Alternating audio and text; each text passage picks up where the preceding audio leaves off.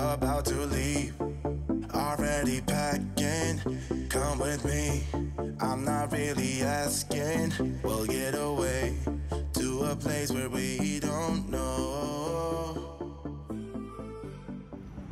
Well, hey everybody, and thanks for stopping by to check out the latest, I'm not sure if I should call this an episode. I guess there's a new thing out there right now called a short, where everybody's just putting quick little videos out just so people know what's going on in their lives. Dave and I talked about it last night. I have been working on the next episode for Sailing Alley Cat, but yeah, when I got to looking at the episode that I was putting together for you guys, I noticed that it kind of went straight from boat life to RV life. I really haven't put out a video explaining what's been going on, explaining the fact that we have transitioned from sailboat to RV. I did put a post on our Facebook page, Sailing Alley Cat, that said we were buying an RV, had bought an RV, we're putting the boat up for sale. But then I really left you guys hanging after that. And, you know, the hurricane just went through. We had just bought the rig. We just had so much going on. I apologize that I have not really kept you guys up to date. But, oh my goodness, just so much going on with buying the rig and deciding to sell the boat. I know all of you are going to want to know why in the world did we decide to sell that perfect, beautiful boat. But you guys know we got lots of family stuff going on. I've got my mom that needs me. I am an only child, and my mom has just reached a point where she needs me here with her more than the boat was allowing. You guys know that you can't go anywhere fast in a sailboat. We wanted to travel up to Maine to see our daughter. She's in New Hampshire with our new grandbaby, but it takes, you know, a couple of months to sail up there in a boat, and then it takes a couple of months to sail back. Sailing is not something that happens overnight. It's not even something that happens in a couple of weeks. It's months long. When we went to the Bahamas, I was worried about Mom every day, the whole time I was over there. And don't get me wrong, she's in a wonderful place and they're taking great care of her there. And I love you, Doris and Tatiana and Dorothy and Yolanda and the whole crew there at Station Exchange. You guys are so awesome. Just love you.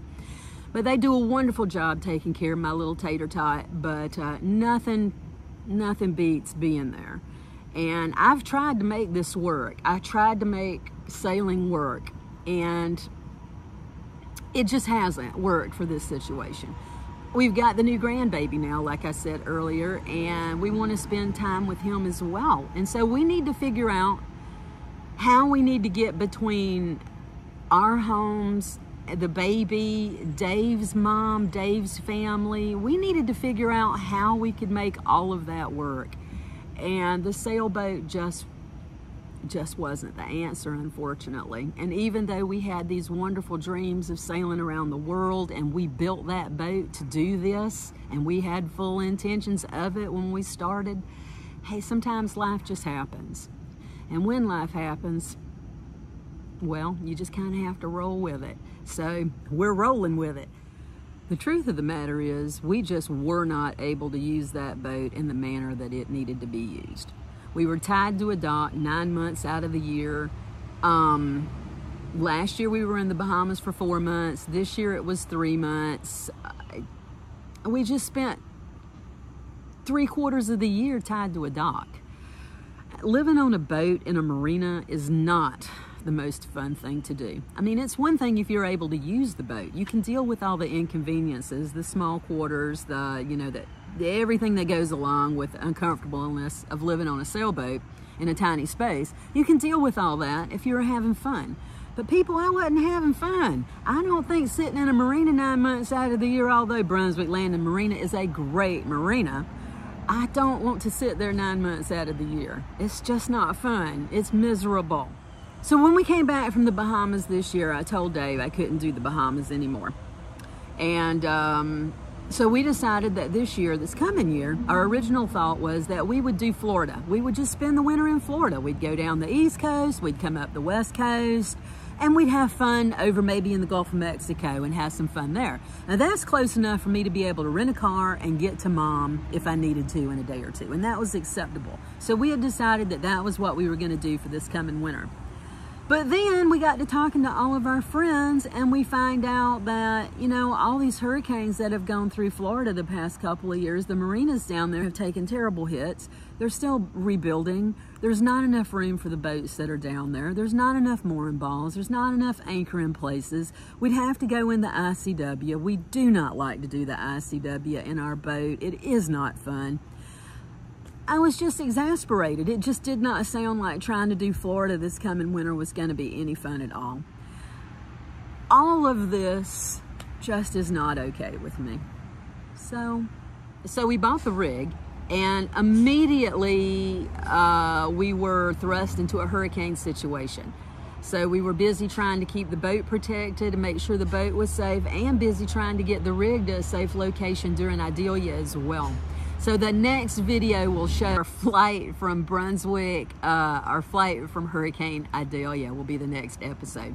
So I hope that answers you guys' questions. I think that brings you up to date why we decided to sell the boat. It was not something we wanted to do. Please don't get me wrong. They say that the two best days of a sailboat ownership are the day you buy it and the day you sell it.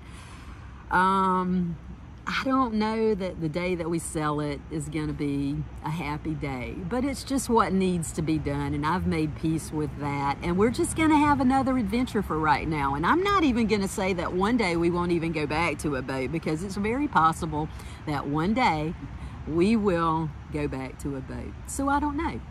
So we'll see. For now, I hope that you guys that have subscribed to our channel and are following our adventures will continue to follow us along as we transition into RV life. I have no idea how exciting this is going to be. I have no idea if I'm even going to want to continue the channel or not.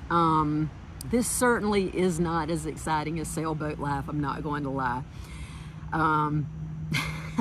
But we'll see how that all goes. So in the meantime, I'm trying to think of a new name for our channel. We were Sailing Alley Cat.